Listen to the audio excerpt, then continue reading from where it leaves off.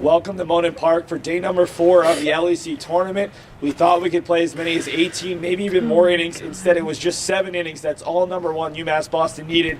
A 13-0 win, but David Walberg, it was a lot closer than that over the first 4 to 5 innings. Yeah, the Beacons, they didn't really know what they were in for. A lot of rest this tournament, and then they came in and just said, we're going to give the ball to Tyler Arruda. Let's see how he handles this tournament play. He's very familiar to championship-esque games, being a state champion, making it to the state tournament, things of that nature. So Beacons were really just hoping that the pitching was going to do what it's needed and let the bats get going. And we thought we were in for a pitcher's duel. Eastern Connecticut threw a pitcher that we did not expect to see.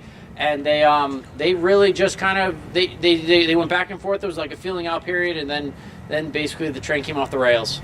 Well, Tyler Arruda allowed just 1 hit over 5 innings. Drew Alexopoulos did a really nice job through the first 4 innings. His first collegiate start allowed just 3 earned through 4, but the 6th inning was really the big difference in this one. The Beacons hit for the cycle in that inning alone, 8 runs up on the scoreboard, and it just shows the depth of this Beacons lineup.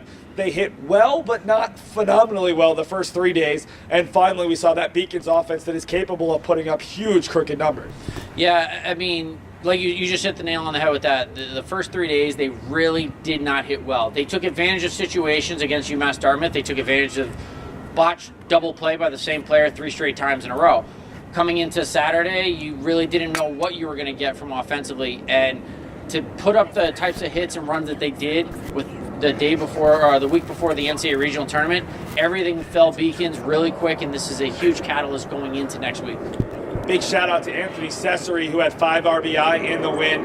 Also Ryan McCormick, who started 4 for 4. I think he might have finished today 5 for 5. In the end, it was a 13-0 mercy rule victory. UMass Boston allowed just 2 runs over the final 3 days of the tournament. And while the offense was the story today, this Beacons pitching staff might be the catalyst to another big postseason run next week, most likely in Harwich.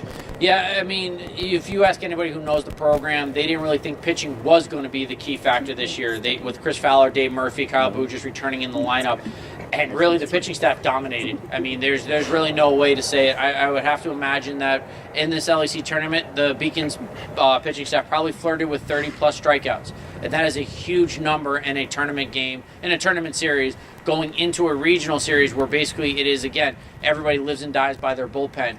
And the pitching to say got its help too. Defensively, you had Eddie Riley, Charlie Hughey making great plays. The outfield was phenomenal, and then offensively, you couldn't ask for more. 1 through 9, you were getting hits from somebody, some way, somehow, and it really just propelled the Beacons to now their 2nd straight LEC title. The Beacons allowed just 5 runs over their first 3 games. The bullpen did not allow a run all weekend long. Today it was Joe McGuire and Alex Carasoto capping it off. A historic run for UMass Boston, back-to-back champs, the first time an LEC team has done it since 2012-13, and just the 3rd program ever to do it. Dave, before we wrap up, just how dominating was this? And what does this mean for UMass Boston next week when they should be the number 1 seed here in New England unless the NCAA pulls something very surprising?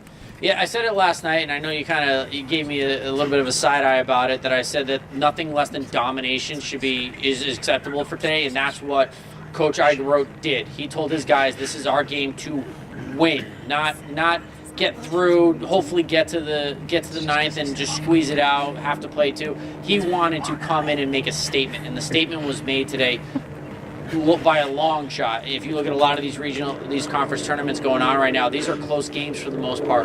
I mean, for the Beacons to come in and beat the 2 seed, if they're not the number 1 seed in the regional poll, then the NCAA Regional Selection Committee needs to have their head checked. I mean, they really do, because they are the team in New England right now, and I really think if everything continues to flow the way it's been flowing right now, the Beacons will find themselves in Wisconsin.